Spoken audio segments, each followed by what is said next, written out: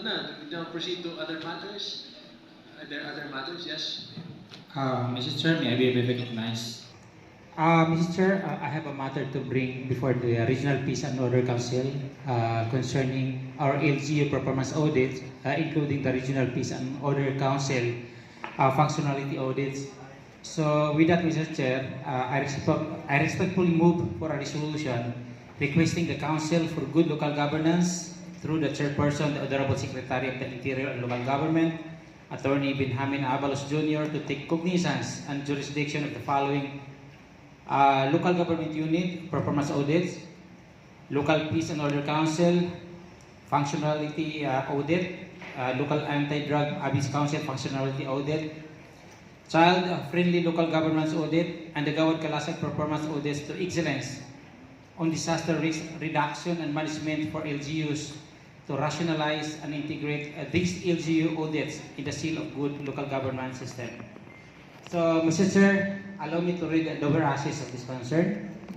Whereas pursuant to Section 3 of RA 11292, the seal of good local governance is an award, incentive, honor, and recognition-based program for all LGUs, and is a continuing commitment for LGUs to continually progress and improve their performance different governance areas stipulated under the law.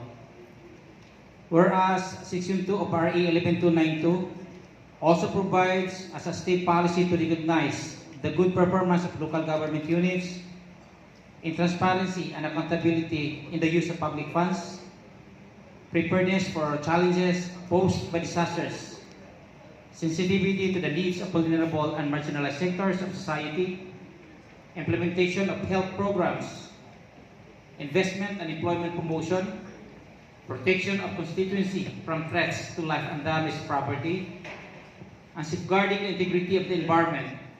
So in such recognition, the state hopes to encourage all LGUs to take on greater challenges, encourage outcome-based performance, and to reward local governments for their efforts in pursuing the general welfare of their constituency and enforcing existing laws.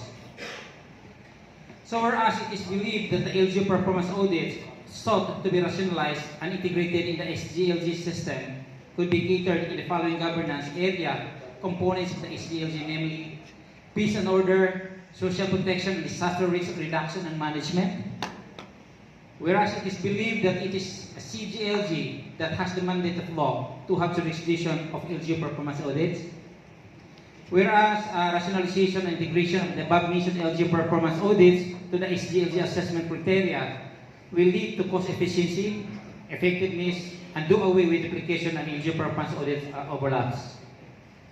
Whereas peace and order, public safety, disaster risk reduction and management, and matters concerning the welfare of children, subject of the above-mentioned performance audits intended for rationalization and integration to the SGLG system, are also concerns of this Regional Peace and Order Council, insofar as any audit duplication and overlap affect the operation of our LGUs. So again, Mr. Chair, I so move.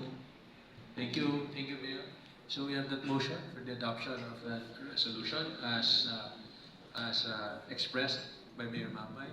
Any objection to the motion, the adoption of the resolution?